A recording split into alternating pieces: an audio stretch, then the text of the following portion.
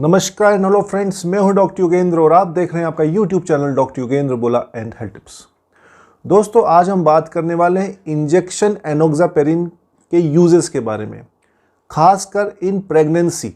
दोस्तों, हमने पहले भी इंजेक्शन एनोक्सापेरिन के बारे में एक वीडियो बनाया है, पर उसके अंदर हमने इंजेक्शन एनोक्सापेरिन के सारे यूजेस के बारे में डिस्कस किए।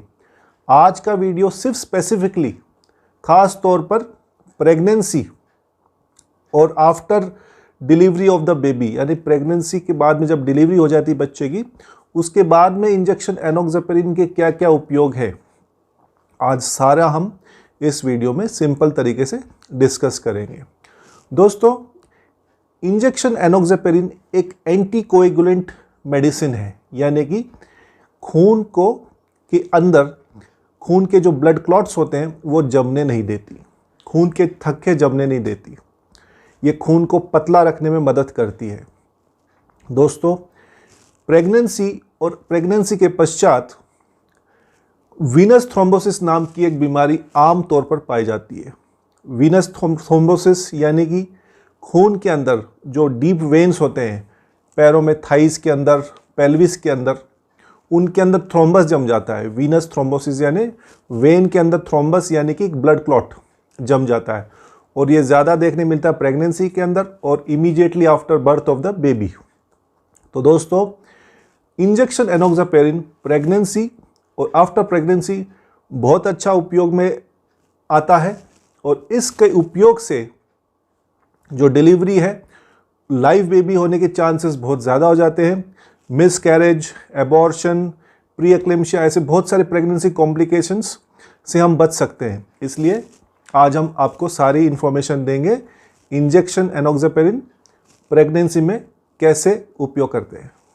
दोस्तों, इंजेक्शन एनोक्सापेरिन के यूजेस, इसका इस्तेमाल कब कब करते हैं। सबसे जो पहला यूज़ है वो है, अगर आपके इस प्रेगनेंसी में ब्लड क्लॉट कहीं शरीर में बन रहा है, कोई भी वेन में, डीप वेन में डॉक्टर्स को ऐसा लग रहा है कि ब्लड क्लॉट यानी खून का थक्का जम रहा है, तो इसको रोकने के लिए, इस क्लॉट को ख़त्म करने के लिए और आगे क्लॉट्स और ना बने, ताकि प्रेगनेंसी को रिस्क ना हो, इसलिए डॉक्टर्स इसका इस्तेमाल करते हैं। और अगर पिछली प्रेगनेंसी में ब्लड क्लॉट्स आपके बने हुए हैं, हिस्ट्री है कि आपके कोई डीप वेन थ्रोम्बोसिस था पिछली प्रेगनेंसी में, तो जब अगली प्रेगनेंसी होगी तब डॉक्टर्स इसका इस्तेमाल ज़रूर करेंगे, ताकि नेक्स्ट प्रेगनेंसी में आपको ये रिस्क न रहे। तो ये याद रखना है कि प्रेगनेंसी के दौरान कभी भी अगर ब्लड क्लॉट्स बनेंगे, डीप वेन थ्रोम्बोसिस डॉक्टर को लगेगा, तो उसको रोकने के लिए, उसको ठीक करने के लिए और आगे नहीं हो, उस समय इंजेक्शन एनोक्सापेरिन का डॉक्टर्स इस्तेमाल करते हैं।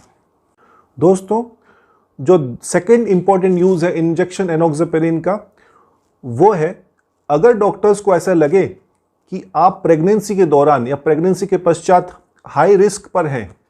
हाई रिस्क यानी कि कुछ परिस्थितियाँ ऐसी होती है जिसके अंदर ब्लड क्लॉट्स बनने के चांसेस ज़्यादा होते हैं, डीप वेन थ्रोम्बोसिस होने के चांसेस ज़्यादा होते हैं, यू आर एट रिस्क। ये रिस्क जैसे सीजेरियन ऑपरेशन, अगर डिलीवरी आपकी सीजेरियन ऑपरेशन से होने वाली है या हुई है, तो उस समय ब्लड क्लॉट्स यानी कि डीप वेन थ्रोम्बोसिस होने के चांसेस ज़्यादा होते हैं। इसको प्रिवेंट करने के लिए डॉक्टर इंजेक्शन एनोक्सापेरिन का इस्तेमाल करते हैं। और अगर आप कई दिनों से इमोबाइल हैं, यानी कि आपका जो घूमना फिरना है, फिजिकल एक्टिविटी है, वो कम है, तो उस समय भी आप प्रेगनेंसी के दौरान हाई रिस्क पर रहते हैं। यानी जैसे मानो कि आप प्रेग्नेंट हैं और आपका कोई फ्रैक्चर हो गया, पैरों में फ्रैक्चर है, आप घूम फिर नहीं सकते, तो उस समय भी deep vein thrombosis, blood clot बनने के चांसेस ज़्यादा है। तो उसको रोकने के लिए इन परिस्थितियों में भी डॉक्टर्स इंजेक्शन एनोक्सापेरिन का इस्तेमाल करते हैं। थर्ड जो इसका यूज़ है दोस्तों, कुछ पेशेंट्स प्रेगनेंसी के दौरान पहले से एंटीकोएगुलेंट्स ले रहे हैं, जैसे कि कुछ लोगों के हार्ट वॉल रिप्लेस होते हैं, हार्ट के अंदर मैकेनिकल वॉल्व्स लगे रहते हैं, तो उनको पहले से ही उनका एंटीकोएगुलेंट ट्रीटमेंट चल रहा होता है। तो इन लोगों में तो बहुत ज़रूरी है कि इनका जो एंटीकोएगुलेशन ब्लड के अंदर है वो सही मेंटेन रखे। इस समय भी इसका इंजेक्शन का उपयोग करते हैं। और दूसरा है, कई लोगों को बार बार रिकरेंट वीनस थ्रोम्बोसिस होता है, तो इन लोगों में भी विनस थ्रोम्बोसिस प्रिवेंट करने के लिए इसका इस्तेमाल करते हैं, इंजेक्शन एनोक्सापेरिन का। नेक्स्ट जो इसका उपयोग है दोस्तों इंजेक्शन एनोक्सापेरिन का, वो है एंटी फॉस्फोलिपिड सिंड्रोम। इसको हम शॉर्ट में इस परिस्थिति को बोलते हैं एपीएस। एपीएस के अंदर दोस्तों क्या होता है कि नॉर्मली जो अनबॉर्न बेबी है, पेट के अंदर गर्भावस्था में जो बच्चा होता है, उसको जो भी न्यूट्रिशन ऑक्सीजन मिलता है वो प्लासेंटा के थ्रू मिलता है, यानी कि मदर से न्यूट्रिशन ऑक्सीजन प्लासेंटा के थ्रू होते हुए अनबॉर्न बेबी को मिलता है।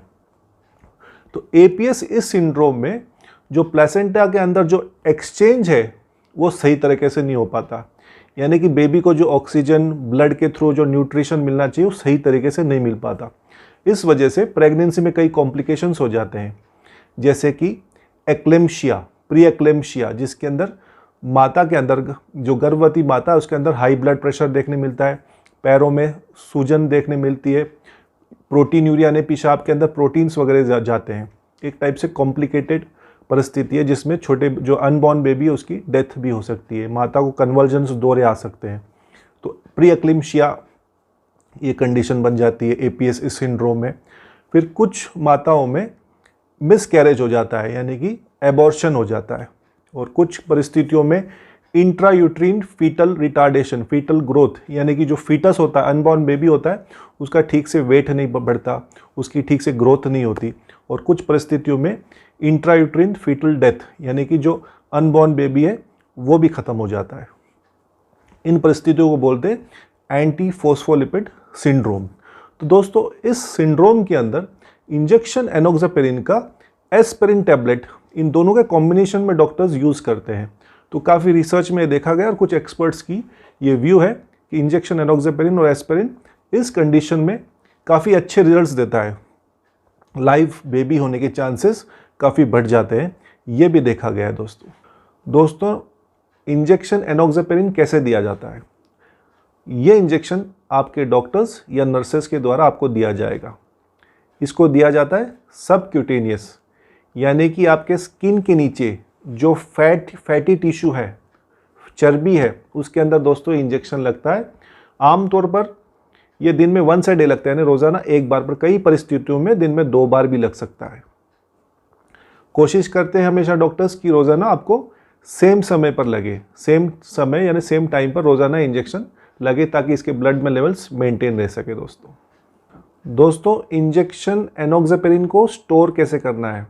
एक तो इसको आपको फ्रिज में नहीं रखना है। This injection does not need refrigeration. दूसरा पॉइंट है आपको सनलाइट, सीधे धूप के नीचे इसको नहीं रखना है, धूप से बचाना है।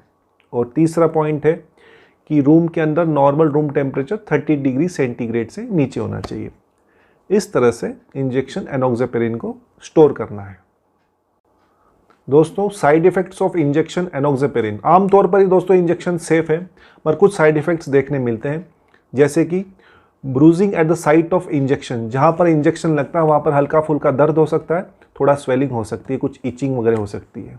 दूसरा है सीवियर एलर्जिक रिएक्शन, यानी कोई भी दवा की हमको एलर्जी, सीवियर एलर्जी हो सकती है। आमतौर पर ये कम चांसेस है, पर ये हो सकता है। तीसरा इंपॉर्टेंट पॉइंट है ब्लीडिंग टेंडेंसी, क्योंकि ये ब्लड थिनिंग दवाई है, एंटीकोएगुलेंट दवाई है, तो हो सकता है कहीं भी शरीर में ब्लीडिंग हो सके, ये भी आपको ध्यान रखना है। और जो नेक्स्ट इंपॉर्टेंट साइड इफेक्ट है वो ब्लड बोन थिनिंग, बोन को भी कई बार नुकसान पहुंचा सकता है, बोन की जो डेंसिटी है वो कमज़ोर कर देता है। तो दोस्तों ये कुछ इंपॉर्टेंट साइड इफ़ेक्ट्स हैं, हमने आपको बताए, ये थोड़ा आपको ध्यान रखना है। दोस्तों आज हमने आपको इंजेक्शन एनोक्सापेरिन का जो यूज़ है स्पेसिफिकली फॉर प्रेगनेंसी और प्रेगनेंसी के पश्चात, उस बारे में डिटेल्स में बताएं। दोस्तों आशा करते हैं ये इन्फॉर्मेशन आपके उपयोगी होगी।